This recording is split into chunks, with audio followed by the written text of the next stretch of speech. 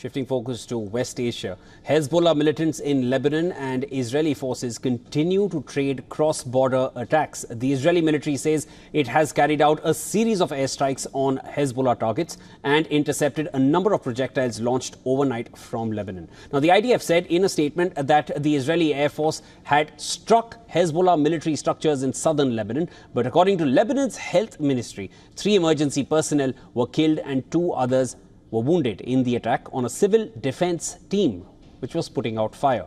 Later, Hezbollah said it launched a salvo of rockets at northern Israel in retaliation. The Iran-backed Hezbollah group has exchanged near-daily fire with Israeli forces since October 7th last year, and Israeli airstrikes and shelling have not hit a pause on other fronts either. The war between Israel and Hamas has entered its 12th month, but with little sign of respite for Gaza as well as for Israeli hostages who are still held captive in the enclave.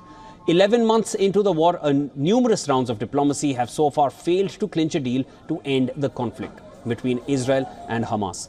Israeli military strikes across Gaza have killed at least 61 people in the last 48 hours. At least 3 people were killed in an Israeli airstrike on a school in Gaza. Gaza's civil defense agency said the strike targeted a school-turned-shelter for displaced Palestinians, while the military reported it struck a Hamas command center. The Israeli military said it conducted a precise strike at the school. As Israel continues its offensive, foreign intelligence agencies of the US and UK have warned that the world order is under threat in a way that they haven't seen since the Cold War. CIA Director William Burns and MI6 Chief Richard Moore have said they are working ceaselessly for a ceasefire in Gaza. The spy chiefs said their agencies had exploited intelligence channels to push hard for restraint and de-escalation, quote-unquote. Burns also said a new hostage ceasefire proposal was being finalized and would likely be presented within a few days.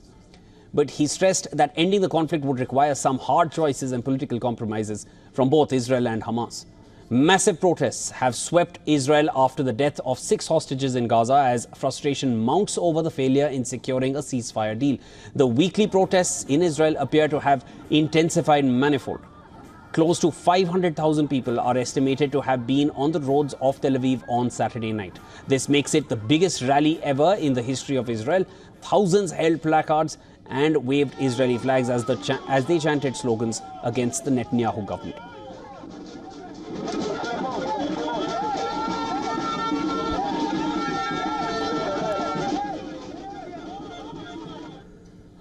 Protesters also took to the streets in Jerusalem to press Prime Minister Benjamin Netanyahu's government to reach a deal. The demonstrators are demanding a ceasefire agreement with Hamas to bring the remaining hostages back home.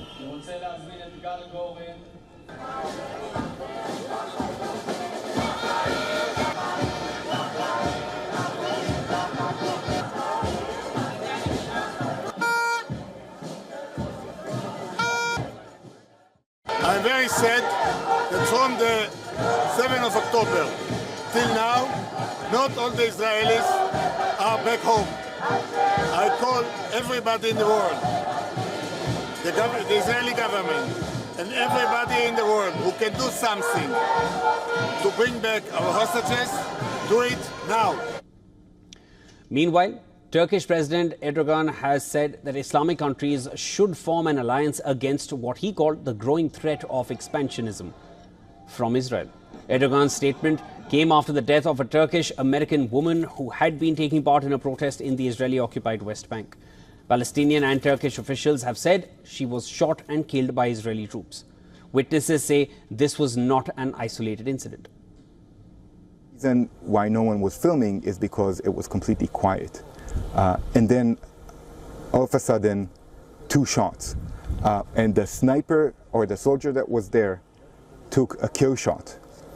And this happens in context. This isn't an isolated incident.